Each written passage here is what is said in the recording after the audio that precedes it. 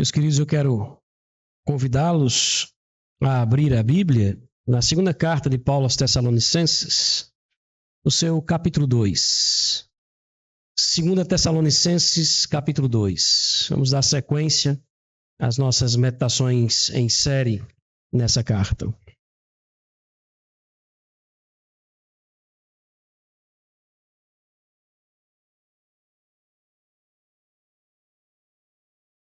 Todos encontraram? Na nossa última devocional, feita no último domingo, nós vimos o apóstolo Paulo tranquilizando os irmãos de Tessalônica, porque ele havia acabado de trazer para eles duas terríveis notícias. Paulo havia acabado de dizer, irmãos, olha, há dois eventos que vão preceder a volta de Cristo. Dois terríveis eventos. O primeiro deles, uma grande apostasia vai se apossar da igreja. Não da igreja de Cristo, a igreja verdadeira, mas uma grande apostasia que vai fazer com que muitos rejeitem e neguem a verdadeira fé e se afastem dessa maneira também da igreja. E ao mesmo tempo, outro evento posterior, ele diz que fala sobre o surgimento do anticristo. E como aqueles que estão acompanhando aqui Apocalipse pela manhã conosco têm visto, será aquele que vai destruir a igreja, em parte, no sentido literal, aquele que vai massacrar a igreja. Então Paulo havia acabado de dar a eles essa triste notícia. Olha, Cristo não volta antes que esses dois terríveis eventos com a igreja aconteçam. Mas ao mesmo tempo ele diz, vocês não precisam ficar em pânico, vocês não precisam ficar tristes com isso, no sentido de ficar alarmados demais, demasiadamente, porque vocês estarão protegidos. Por quê? Olhe para a sua Bíblia. Capítulo 2, ele diz, por quê? Primeiro, vocês foram escolhidos por Deus, lá no princípio, como disse também Paulo na sua carta aos Efésios, antes da fundação do mundo, vocês foram escolhidos por Deus para alcançar a salvação. Olha o que ele diz aí no versículo 13. Entretanto, devemos sempre dar graças a Deus por vós, irmãos amados pelo Senhor. Por quê? Porque Deus vos escolheu desde o princípio para a salvação pela santificação do Espírito e fé na verdade. Então, vocês não precisam ficar atemorizados demasiadamente. Mesmo diante dessas tristes notícias, mesmo diante dessa previsão, dessa profecia, dessa promessa de que de fato essas coisas vão acontecer. Porque primeiro vocês têm que ter consciência de que vocês foram aqueles que foram escolhidos por Deus lá na eternidade, como ele diz aí, do princípio, para serem salvos. E mais, vocês foram aqueles que foram alcançados pelo Evangelho e que por essa razão podem desfrutar da plena convicção de que na volta de Cristo alcançarão a glorificação. Verso 14. Para que o também vos chamou mediante o nosso Evangelho, ora, vocês foram chamados para alcançardes a glória do nosso Senhor Jesus Cristo. Então, por essas razões aqui, não fiquem atemorizados de maneira demasiada. Diante do que eu acabei de falar. Isso é terrível, especialmente para aqueles que não estão nesse contexto. Mas vocês, como ele diz no verso 13, foram escolhidos por Deus para a salvação. Vocês, como ele diz no verso 14, foram chamados por meio do Evangelho e podem esperar a glória como uma certeza. Só precisam agora se manter no caminho da obediência para provar. Preste bem atenção para você não entender errado. Para provar por meio da obediência que você é um eleito de Deus. Você percebeu a diferença? Não é obedecer para ser salvo. É obedecer para provar que já foi salvo. Verso 15. Assim, pois, irmãos, permaneceis firmes e guardai as tradições que vos foram ensinadas, seja por palavra, seja por epístola nossa. É assim que ele começa essa parte. E aí ele finaliza os dois últimos versículos, 16 e 17, fazendo uma oração por aquela igreja. Ele acabou de dizer a elas, a eles, vocês não precisam ficar demasiadamente preocupados com isso, porque vocês não podem esquecer, vocês foram escolhidos por Deus lá no princípio para serem salvos. Vocês foram chamados por meio do Evangelho, passaram a crer no Senhor e podem ter convicção de que na volta de Cristo a glória é o que vos espera.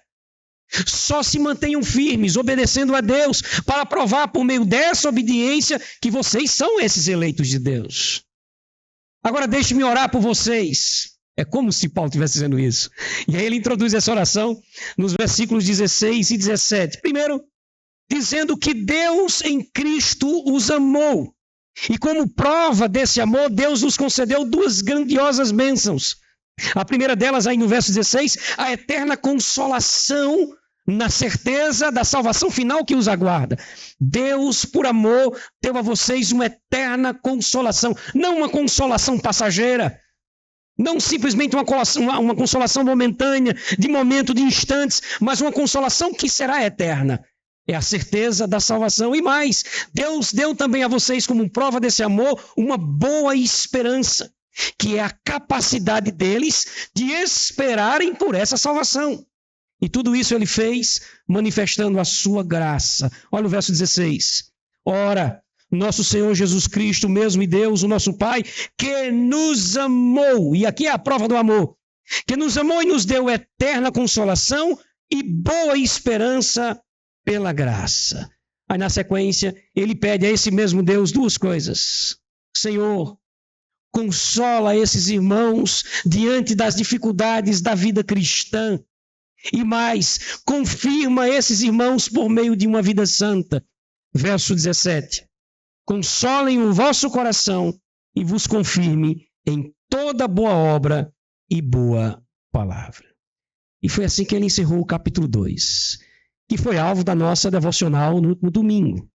Não se preocupem, irmãos, eu sei que vocês ficaram com medo, porque eu falei da grande tribulação que vai vir, da grande apostasia que virá, eu falei sobre o anticristo, e eu sei que isso talvez tenha mexido com vocês, mas vocês não podem esquecer de duas coisas.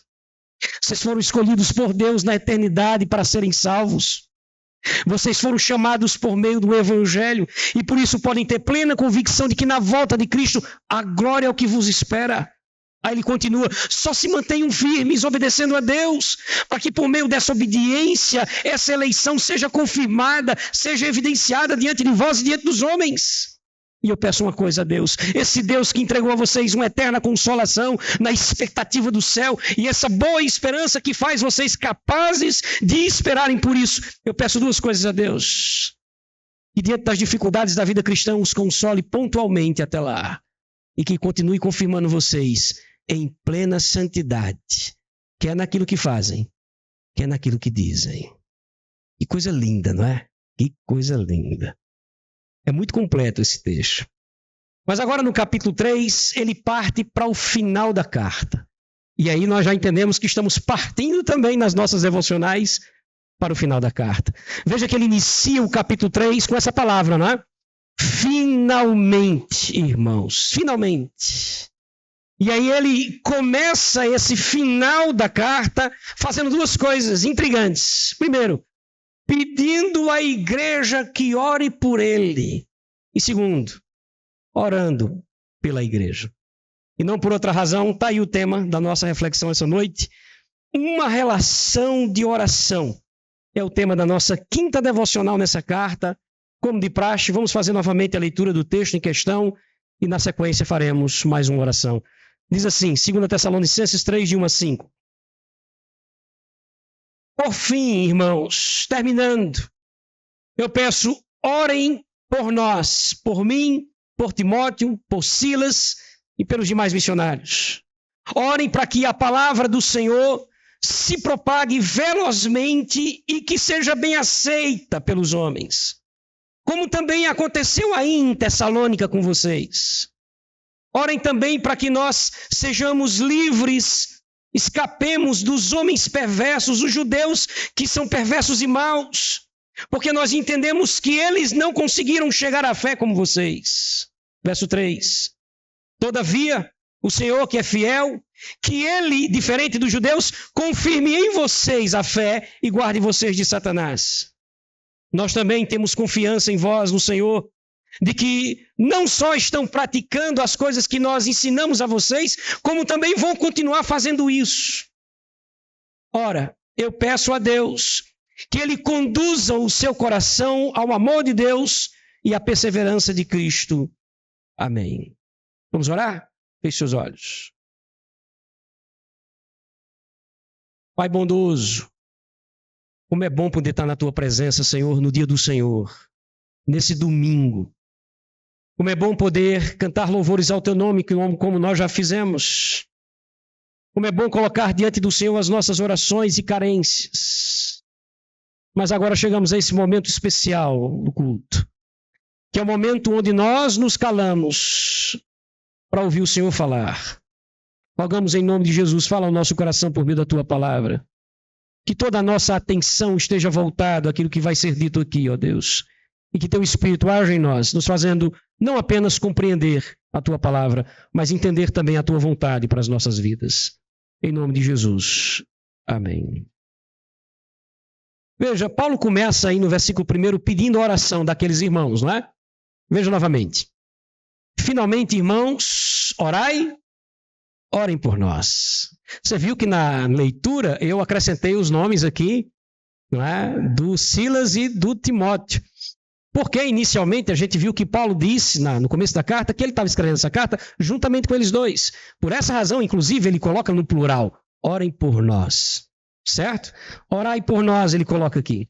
Mas você viu na introdução que ele havia acabado de orar pela igreja, não foi? No capítulo 2, versos 16 e 17. Ele havia acabado de orar pela igreja e agora ele pede que a igreja ore por ele. Versos 16 e 17 do capítulo 2, ele orou pela igreja. E agora, no início do capítulo 3, ele orem por nós. Irmãos, nós podemos aprender algumas lições interessantes aqui. A primeira delas, ninguém é autossuficiente. Ninguém é autossuficiente. Nós estamos falando do apóstolo Paulo, o grande missionário da igreja, da história da igreja, mas que humildemente se coloca diante da igreja e pede o quê? Ei, orem por nós. Nós precisamos da oração de vocês. Porque todos nós precisamos da oração uns dos outros, porque dependemos todos nós exclusivamente de Deus. E aqui é interessante, abrindo um parênteses, para não perder a oportunidade, que nós entendamos que não há uma oração superior à outra nesse sentido. Não é a oração de um pastor que é diferente da sua oração, por exemplo. Porque do contrário, se fosse assim, Paulo não pedia à igreja que orasse. Paulo ia pedir a quem? Os pastores da igreja? Ó, se há pastores entre vocês, eu queria uma oração especial. Você não vai encontrar, meus irmãos, me perdoe, mas você não vai encontrar nenhum amparo neotestamentário para dizer que, por exemplo, a minha oração como pastor da igreja é superior, diferente da sua oração. Porque se assim fosse, eu jamais pediria oração a vocês. Paulo jamais pediria oração a Tessalônica. Ele ora para a igreja e diz assim, ore por mim, ore por nós. Porque não há diferenças entre nós. Todos nós somos dependentes de Deus. Não há ninguém autossuficiente. Você entendeu isso? Deixa eu aproveitar, que a gente precisa aproveitar esses momentos. Para dizer que você não precisa, por exemplo, quando estiver em casa, passando por algum sufoco, alguma situação difícil, lembrar, eu preciso orar, eu preciso ligar para o pastor, eu preciso entrar em contato com ele para que ele ore por mim. Nós herdamos isso, viu, gente? Nós herdamos isso de maneira errada. Com aquela compreensão de que o pastor parece ser o sacerdote da igreja, quando Pedro, em sua carta, diz que nós somos sacerdotes de Deus. Nós fomos ungidos por Deus por meio do Espírito Santo. Não há um ungido na igreja, há ungidos de Deus. Não há um sacerdote na igreja, há sacerdotes na igreja. Só há um sumo sacerdote acima de todos nós. Se você precisa da minha oração, adivinha? Eu preciso da sua oração também. E é isso que Paulo diz. Orem por nós. A segunda coisa que a gente passa a entender olhando para isso, irmãos, é que a igreja e a sua liderança são parceiros. É interessante isso, não? São parceiros no sustento não apenas material, mas são parceiros, especialmente nesse contexto, no sustento espiritual. E aqui você vê a importância da igreja no sustento do seu pastor, do seu líder, ou dos missionários, como o caso de Paulo nesse contexto. Eles precisam sustentar uns aos outros. Nós precisamos sustentar uns aos outros por meio das nossas orações. É interessante porque nós devemos nos sentir, inclusive, devendo aos irmãos quando a gente não tem essa prática. Deveríamos nos sentir assim. Se sentir devendo. Eu devia me sentir devendo por não orar pelos meus irmãos da igreja. Eu estou devendo, porque eu sustento-os também em oração. E você devia também se sentir devendo ao não fazer isso. E a minha oração essa noite, diante de um texto como esse, é que Deus nos faça exatamente ter esse sentimento de dívida de oração uns pelos outros. Que coisa!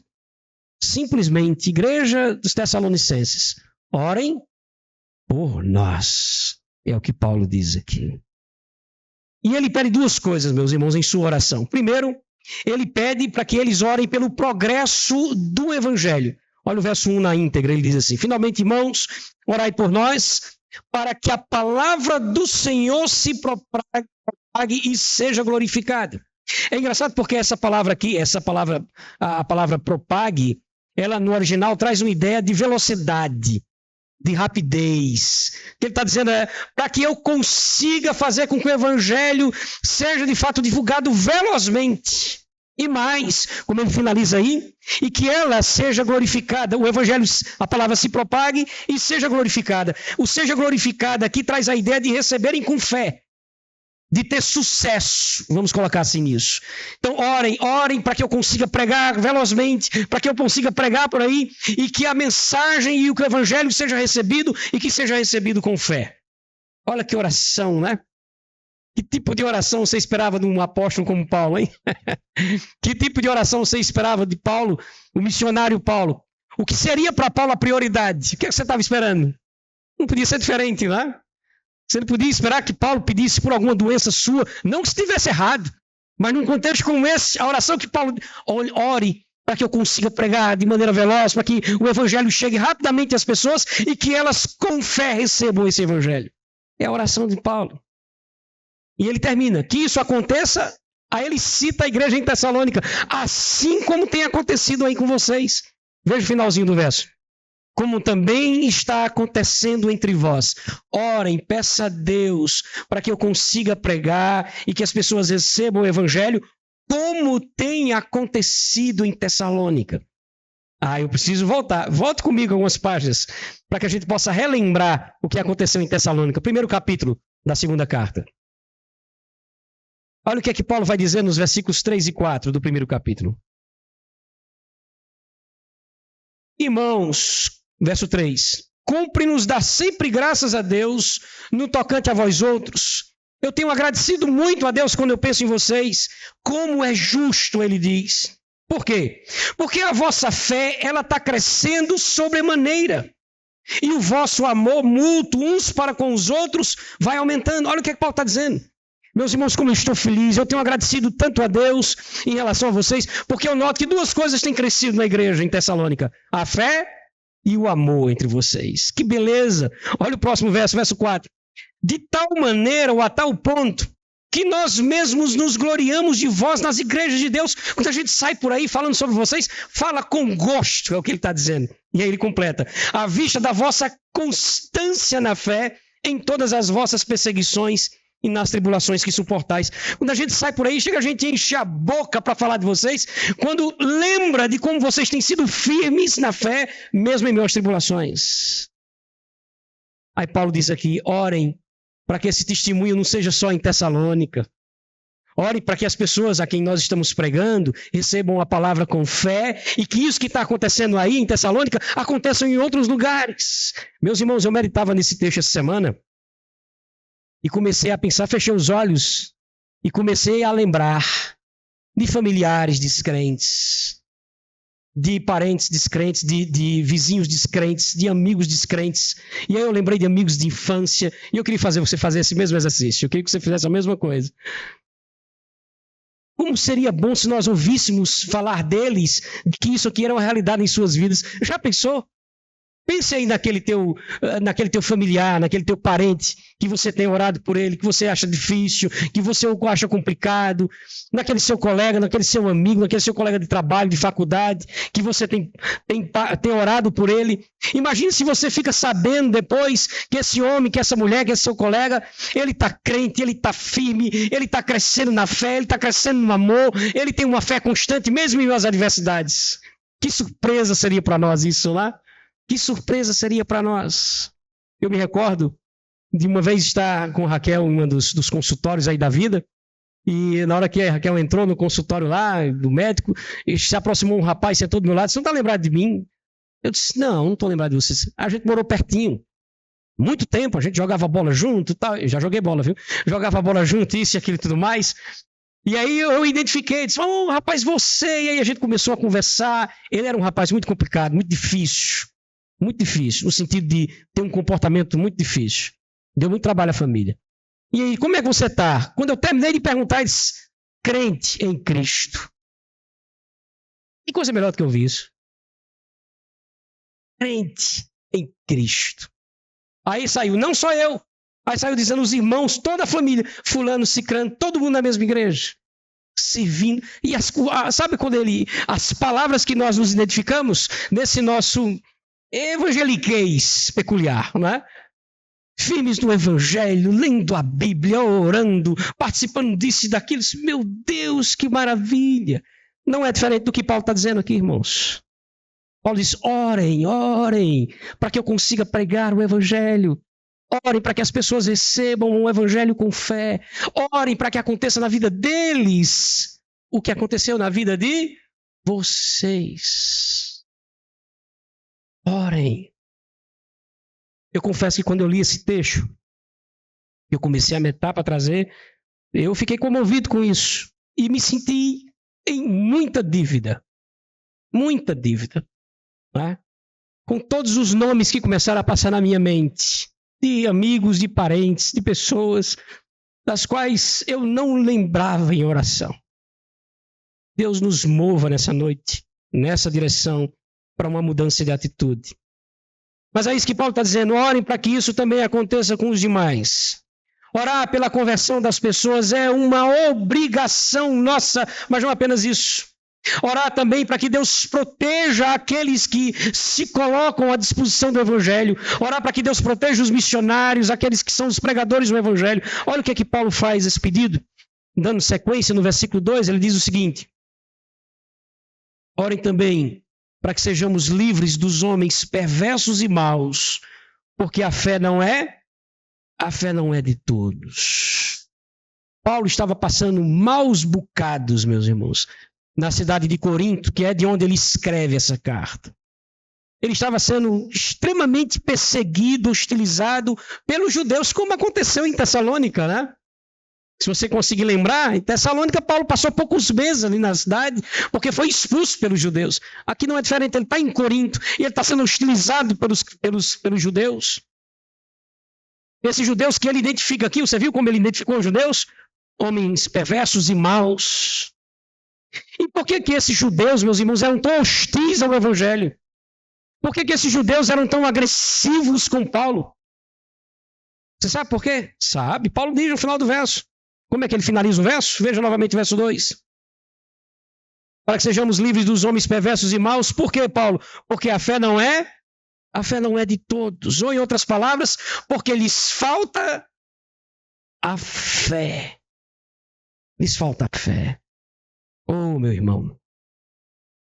Sabe, quando você prega o evangelho para as pessoas e você vê aquela pessoa chorando diante do que você está dizendo, comovida, e você fala e ela chora e no final diz, ore por mim, mas nada muda na vida dela e na vida dele. Você já passou por experiências assim? Nada muda.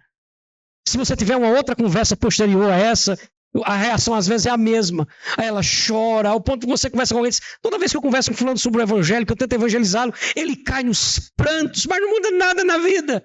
Por que não mudou nada na vida? Porque lhes falta fé.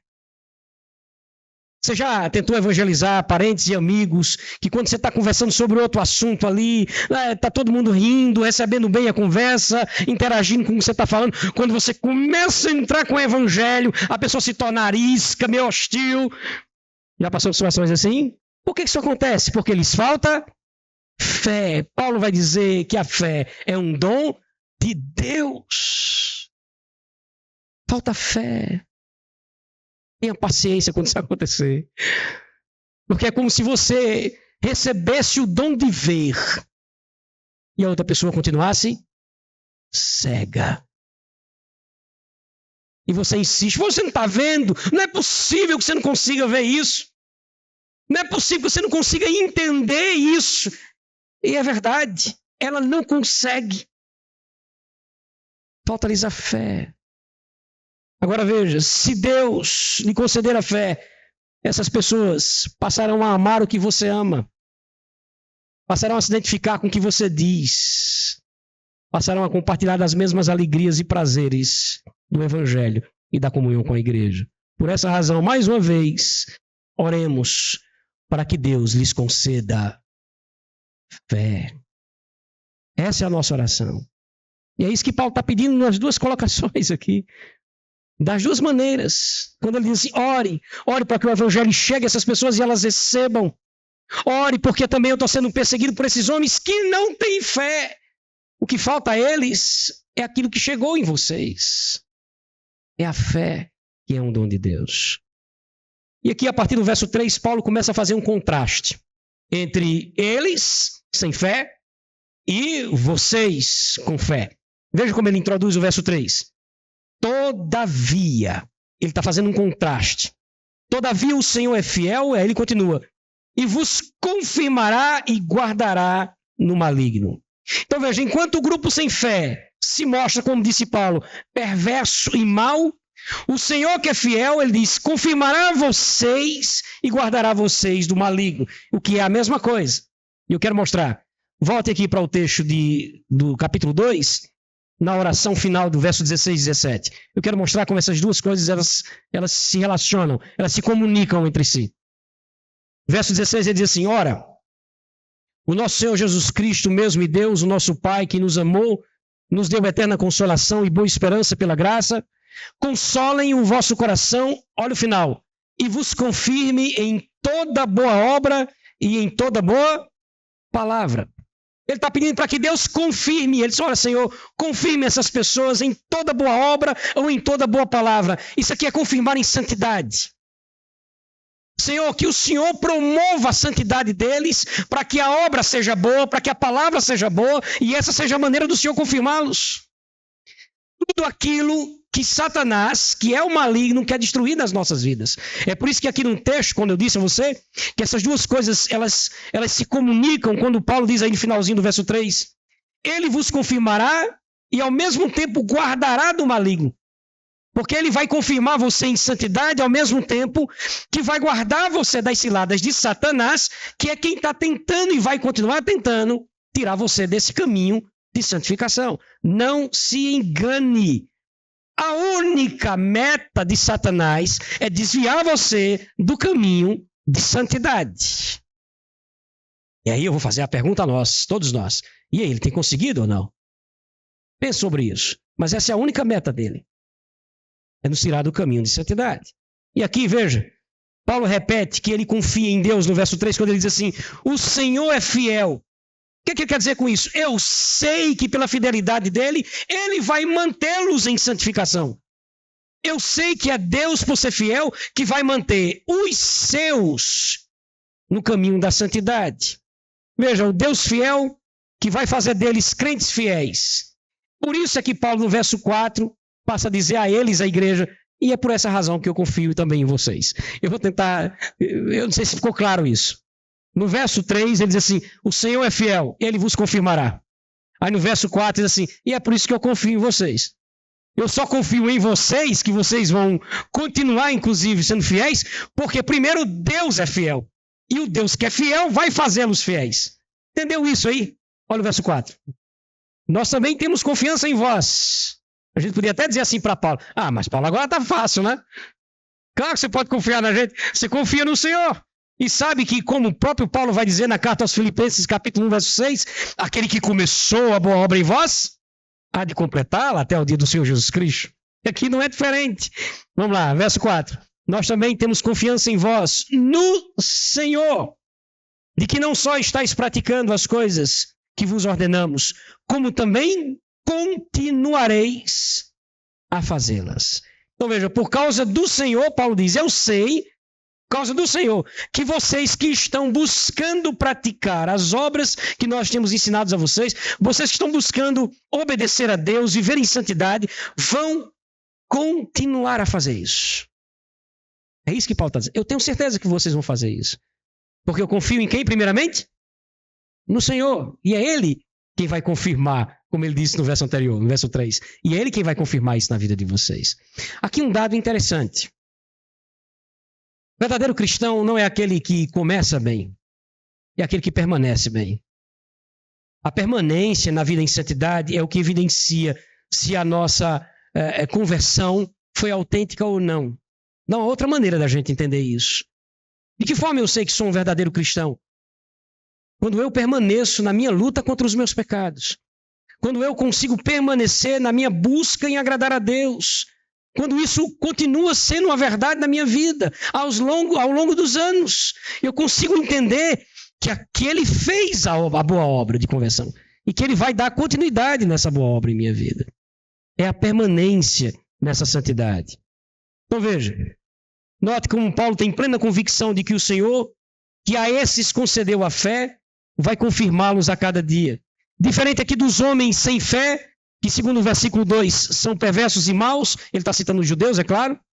Os crentes em Tessalônica, segundo Paulo, vão buscar a santidade. Eles lutarão para viver o que aprenderam do Senhor e quando errar, arrependidos, lutarão para reviver o que aprenderam do Senhor. Eu preciso repetir isso aqui. Isso é um fato. E em suma, é isso que Paulo está dizendo. Olha, diferente deles, por isso que ele começa o verso 3. Todavia, o Senhor é fiel, Ele vai fazer vocês perseverarem, Ele vai confirmar essa obra de santidade na vida de vocês e vai livrá-los das ciladas de Satanás colocadas no meio do caminho. Aí vem o verso 4. Eu confio que vocês vão chegar lá. Eu confio que vocês que estão buscando viver a santificação vão permanecer nessa busca. Eu sei que vocês vão buscar tentar acertar e quando errar, eu sei que vocês vão buscar tentar consertar. Porque isso é a santificação. É um processo que envolve acertos e consertos. E é isso que Paulo está dizendo. Isso vai prosseguir com vocês. Eu tenho certeza, em outras palavras. E como tudo isso é uma obra de Deus, esse Deus que é fiel, né, como Paulo disse na vida dos irmãos, Paulo encerra então orando por eles. Olha o verso 5. Ora, o Senhor conduza o vosso coração a duas coisas: ao amor de Deus e à constância de Cristo. Duas coisas. Eu fiz questão de deixar claro aqui que há uma divisão aqui nessas questões. Paulo pede duas coisas a Deus por eles. A primeira coisa que ele pede aí é a compreensão do amor de Deus por eles. Essas duas coisas que ajudarão a igreja na caminhada cristã. Olha o que é que ele diz. Que o Senhor conduza o vosso coração ao amor de Deus. E Deus faça com que vocês lembrem do tamanho, da dimensão do amor dele por vocês. Por que isso? Porque é esse amor de Deus, provado na cruz de Cristo, que nos estimulará na busca pela santidade. Eu gosto daquele texto de Paulo aos Coríntios, quando ele diz, porque o amor de Cristo nos constrange. Olha o que ele fez por nós. Quando nós buscamos a santificação, devemos buscar a santificação olhando para a cruz, irmãos. De verdade. Porque se a nossa busca por santificação não tiver essa razão, nós somos meros religiosos. Buscando simplesmente criar conceitos morais na nossa vida, o que não vai nos distinguir dos demais. A diferença daqueles que foram regenerados por Deus é que quer bebais, quer comais, essa turma passa a fazer tudo para quê? Para a glória desse Deus. E com essa motivação, com essa inspiração, que motivação? Ele nos amou ao ponto de nos dar na cruz do Calvário. Cuidado para que você e eu não percamos isso, meus irmãos, de vista. Não nos distanciemos emocionalmente da cruz. Não nos distanciemos emocionalmente da cruz. Você está entendendo isso? Não fiquemos insensíveis àquilo que ele fez por nós. Não olhemos para a cruz como um símbolo vazio já na nossa vida. Porque eu sei que no começo da fé, ela nunca é vazia. Eu sei que no começo da fé é a cruz que fere o coração da gente na busca por santidade. É o sangue de Cristo que me faz ter vergonha dos meus pecados. É quando eu lembro do que ele fez por mim que eu fico constrangido com o meu eu. com as minhas atitudes, com as minhas decisões. É quando eu olho para a cruz que eu baixo a cabeça com vergonha de mim mesmo. Mas há uma tendência de normalizarmos isso, de coisificarmos o seu sacrifício na cruz e de nos tornarmos dessa forma insensíveis ao seu sangue. Insensíveis ao seu sangue. Paulo diz assim que Deus traz-os de volta ao teu amor, faz com que eles entendam o tamanho do teu amor, faz com que o teu amor seja o estímulo da santidade deles, faz com que essa luta que eles passam a ter, essa luta interna para tentar viver a tua vontade, seja com vergonha, constrangido pelo que o Senhor fez na cruz do Calvário.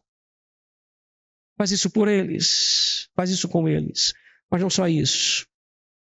O outro pedido que ele faz, ainda no verso 5, que o Senhor os conduza o vosso coração, aí ele finaliza, a constância de Cristo, a capacidade de se manter firme em meio às adversidades, que a perseverança que levou Jesus à cruz seja a mesma que nos leve a perseverar nesse processo de santidade, que ela seja a nossa inspiração. Que eu olhe para Jesus no Getsemane, olhando para aquilo que vai acontecer com ele, aquele distanciamento dele entre ele e o Pai, naquele mistério da Trindade, e olha para Deus e diz, Pai, se possível, passa de mim esse cálice. Aí na sequência diz, mas não seja feita a minha vontade, mais a tua, que essa perseverança, que essa constância em sua missão inspire a minha perseverança. E eu olho para mim e diz assim, eu preciso ser perseverante. Eu preciso olhar para mim e dizer, meu esforço não tem sido suficiente. Eu preciso ser perseverante, eu preciso ser constante. E essa perseverança de Cristo, de ir até a cruz do Calvário, deve me inspirar. Deve me inspirar. O amor de Deus deve ser o meu estímulo. A perseverança de Cristo deve ser a minha inspiração. E é isso que Paulo coloca aqui. Paulo começa pedindo a oração da igreja, não foi? Lá no primeiro verso que nós lemos. Verso 1, finalmente, irmãos, orai por nós. Paulo termina fazendo uma oração pela igreja. Não é intrigante isso? Ele começa pedindo oração. Ele termina fazendo oração. Por que isso? Porque há aqui uma relação de oração, irmãos. Uma relação que deve existir entre a igreja e a sua liderança. E nós aprendemos exatamente com Paulo isso aí. Aprendemos também sobre o que nós devemos orar, não foi? Nós devemos orar para que o evangelho seja propagado. Para que os homens sejam convertidos. Nós devemos orar pela conversão das pessoas, como ele diz no verso 1. Devemos orar também pela proteção dos missionários, pela proteção daqueles que propagam, daqueles que divulgam, daqueles que ensinam a palavra de Deus, como ele diz no verso 2. Devemos orar pela nossa santificação, como ele disse aí no versículo 3, 4 e 5. E devemos fazer isso como? Gratos pela fé que ele nos concedeu, constrangidos pelo grande amor com que ele nos amou e inspirados pela constância ou pela perseverança de Cristo. E possamos aprender, meus irmãos, que orar uns pelos outros, primeiro, deve solidificar as nossas relações. Segundo, deve ser visto por nós como muito mais do que uma opção. Deve ser visto por nós como uma missão. E que Deus nos ajude nesse processo. Feche seus olhos, baixe sua cabeça e vamos orar.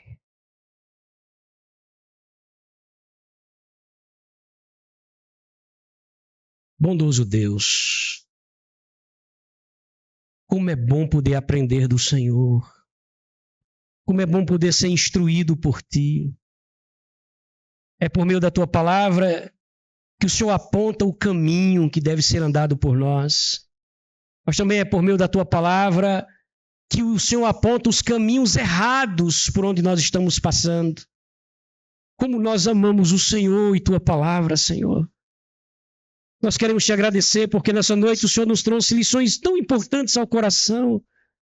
E ao mesmo tempo em que o Senhor nos humilhava e nos deixava tristes por nos vermos distantes da Tua vontade, consolava o nosso coração e nos fazia nos sentir, ó Deus, amados pelo Senhor e tão importantes nessa missão de sustentarmos uns aos outros em nossas orações. Quem somos nós Mas é exatamente conosco que o Senhor conta, por graça e misericórdia, para que a tua obra seja realizada não apenas na nossa vida, mas na vida do nosso irmão. Ó Deus, que as tuas palavras essa noite, elas sejam gravadas em nosso coração. Que as tuas palavras gerem em nosso coração um desejo de mudança por louvor da tua glória. Que os teus que aqui estão, os teus que estão nesse lugar, possam de fato, ó Deus, serem transformados cada vez mais pela tua palavra. E aqueles que ainda não são, que sejam convertidos como obra da tua misericórdia e graça. Faz isso, ó Deus, nós te pedimos, suplicamos, rogamos e fazemos isso em nome do teu amado Filho Jesus. Amém.